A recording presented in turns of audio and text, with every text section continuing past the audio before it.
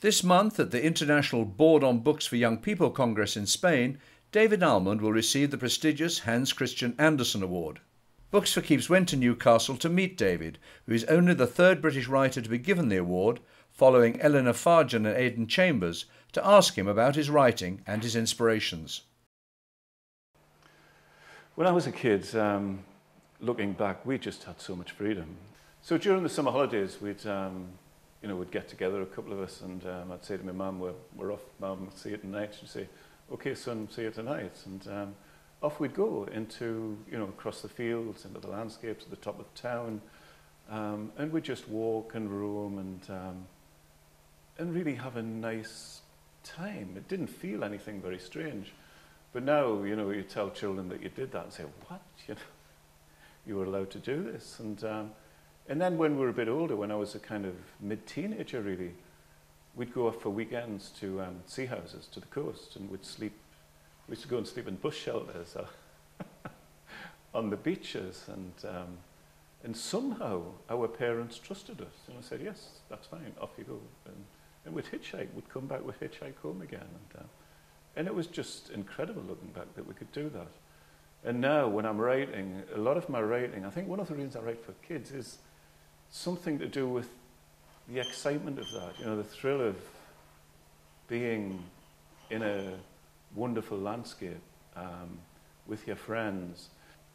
Yeah, so we'd be in places like by the beach or on the hill above Felling, and just like that, the grandeur of the sky and just the magnificence of everything, and the sun going down, the dusk coming on, maybe the sea lapping on the beach, and it sounds very romantic, but it was actually wonderful. It was just wonderful.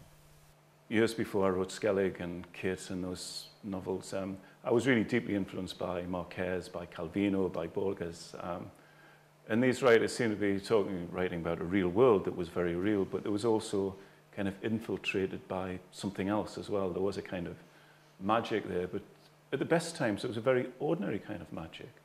And for a time I thought about Marquez, and I was writing about Felon and Tyneside, and I thought, how can I draw these two things together? But then I looked at Marquez and I thought, well, Marquez's Auntie Doris would recognize what Marquez is writing about. So to people in Colombia, it probably didn't seem very exotic. So it gave me great sense of, and I looked back at my childhood and things like my Catholic past and some of the people that I'd known, and looked at in the right way. Some of these things, which from the outside look very ordinary, actually seemed pretty exotic and quite extraordinary and filled with kind of potential magic. And it was the ordinariness, and Blake was a big influence. I think when I was writing Skellig, I didn't realize that Blake was going to be such a big force in Skellig. It was Mina that brought William Blake in. But when he came in, he fitted exactly because of his kind of theories about education. How can a bird that is born for joy sit in a cage and sing? It fitted Mina's attitudes perfectly.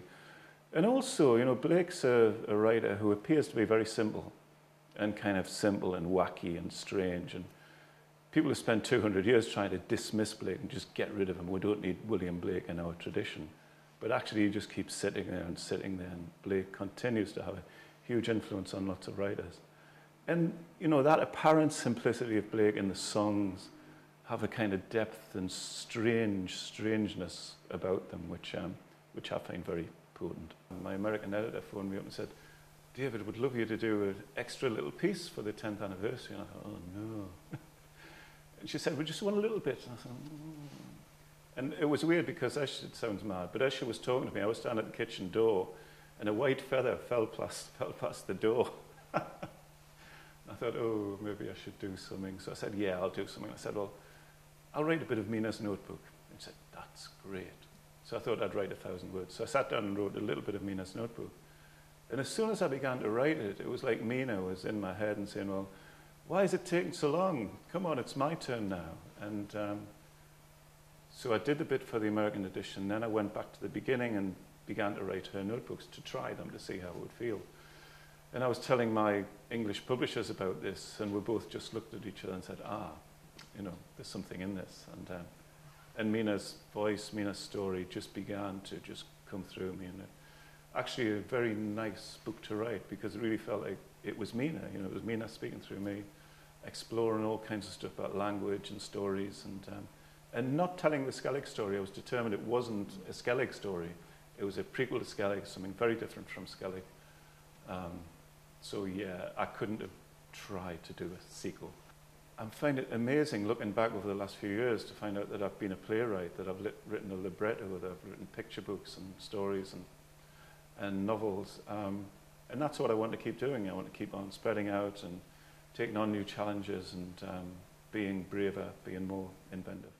And is there something about himself that David thinks his readers won't know? I used to hold the school high jump record when I think I was 14. 5'2.5", which I think isn't very high, but it felt very good to me. Visit Books for Keeps online, where you can find David's autograph interview, as well as other articles about him and reviews of his books.